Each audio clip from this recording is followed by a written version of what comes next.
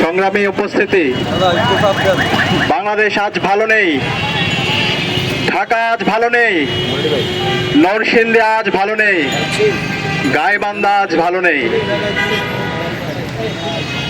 জুলাই বিপ্লব পরবর্তী এত শাহাদাতের মাধ্যমে আমাদের আশা ছিল একটা নতুন বাংলাদেশ পাবো, যে বাংলাদেশে আমার মা বোনদের নিরাপত্তা থাকবে, যে বাংলাদেশে চাঁদাবাজি সন্ত্রাস থাকবে না, যে বাংলাদেশে মাফিয়াতন্ত্র থাকবে না, যে বাংলাদেশে সকল মানুষের অধিকার নিশ্চিত করা হবে।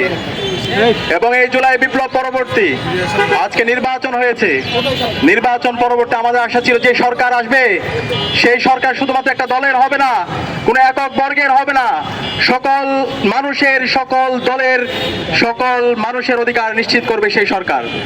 কিন্তু আমরা দেখতে পেয়েছি আজকে এই সরকার শপথ নেওয়ার পরে 12 থেকে 13 দিন হচ্ছে, এই 13 দিনে তারা আমাদের এই দেশের নাগরিকদের জীবনের নিরাপত্তা তারা দিতে পারেনি, তারা আমাদের এই দেশের নাগরিকদের সম্পদের নিরাপত্তা তারা দিতে পারেনি, তারা আমার এই দেশের মা বোনদের ইজ্জতের নিরাপত্তা তারা দিতে পারেনি।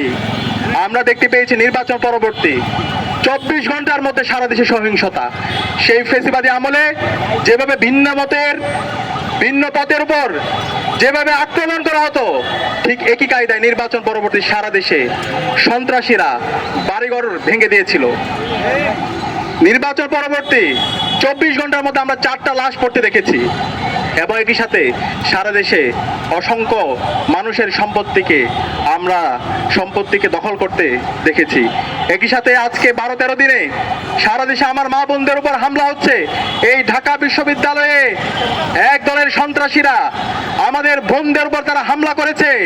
একই সাথে আমরা দেখতে পেয়েছি রামপুরার মধ্যে 5 বছরের এক শিশুর উপরে হামলার পর তাকে হত্যা করা হয়েছে। যখন মামলা করতে গিয়েছে পরিবার, তখন প্রশাসন থেকে বলা হচ্ছে এই ধরনের দুর্ঘটনা আপনারা মাইনে নেন। আরে ভাই, এই ধরনের দুর্ঘটনা মাইনে নেওয়ার জন্য কি জুলাই বিপ্লব হয়েছে?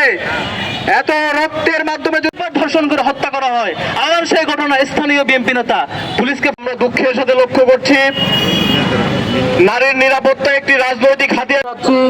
12ই ফেব্রুয়ারির পরে